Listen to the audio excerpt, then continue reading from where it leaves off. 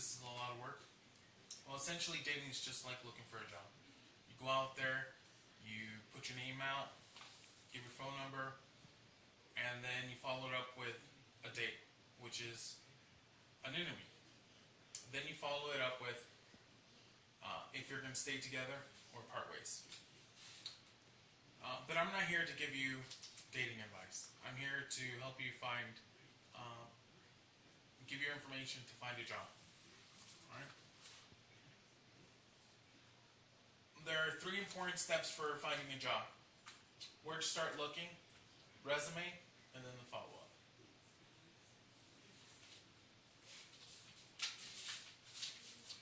Where to look at. Attend events. In Arizona, they constantly have an event, a job fair event, where you can go ahead and apply for a job. And most of the time, it's either the same people or different companies, but you get your name out there, that's the biggest part. Job fairs. Companies are constantly doing job fairs at certain locations, which increases the chances if you like a certain job that they might have a job fair or they'll announce a job fair. Tap your network. Who do you know? How can they help you? Sit down, make a list of all the people that you might know that have a job, and start asking questions of if there's any kind of openings that you might be able to go in there. Okay. Buy them lunch. Okay. Also check job boards. Check online job sites. You can sign up using your email, and what these job boards is that they give you an opportunity to get alerted when a job that you really want comes up. Okay. Resume. Who to target. Okay. Resumes are totally different now from what they used to be. Before, you had one resume for a whole bunch of jobs. Now you have to have a job specifically for a resume for that job. Okay. Keywords nowadays, because there's so many people with that job, that it goes through a computer, and that computer ends up picking up on keywords.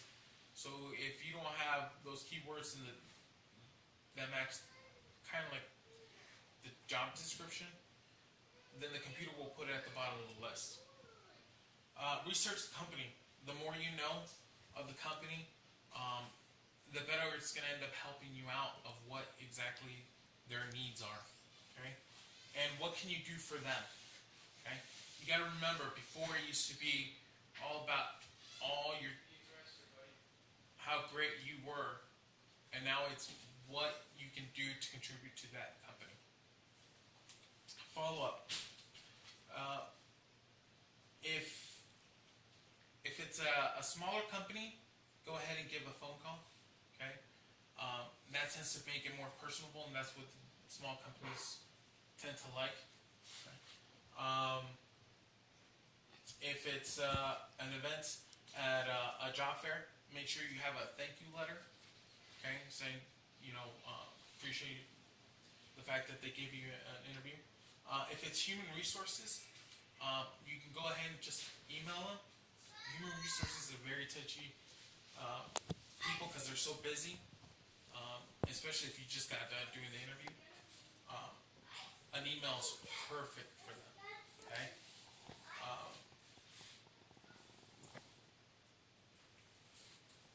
Any questions? Go ahead. What would you recommend you bring to these job fairs? The biggest thing to bring to the job fairs is, one, being prepared. Dress, because you never know who you're going to end up having. 2 is making sure you have a pretty good email address. They don't want to have a really crazy email address, something really short, really simple. And then you also want just to be prepared for anything. Okay, pencil, paper, ID, social, whatever the case may be. just in case they do a on-the-site hiring as well. Okay. Yes, how do you know if they're not discriminating against you? If you go to some of these workshops that the job workforce has, they have they tell you how to reword those things on your resume, so you don't have to worry about it. So, for example, keeping a date out. For example, don't put a date when you graduated or when you had your last job. Just put on there the job experience that relates to that job that you're trying to get. What kind of things do the workshops do to help you get a job? These workshops, one is how to do your resume. Okay, that's a very big part. And then the second one is actually doing an interview in person.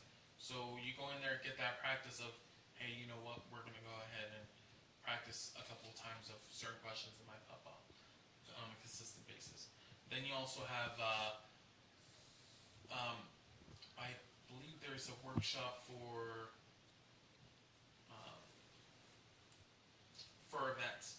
Okay, so they constantly end up having events and letting you know what's going to be and what's going to come up, so you're prepared for them.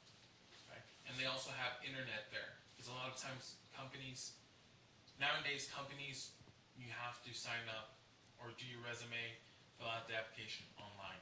It's no longer where you can go in there and just give it to them. Do you recommend you put dates on your resume? That's really a workshop question, but from my understanding, the majority of the time you don't want to put dates. You don't want to really end up saying how old you are or something that might end up not having it there. Okay? The biggest thing is making sure that, like I said, you are able to connect to that company and what you can do for them. Alright, well, if there's no other questions, thank you so much. Just remember that even if you get a phone call, an interview, just keep going, looking for a job, follow up with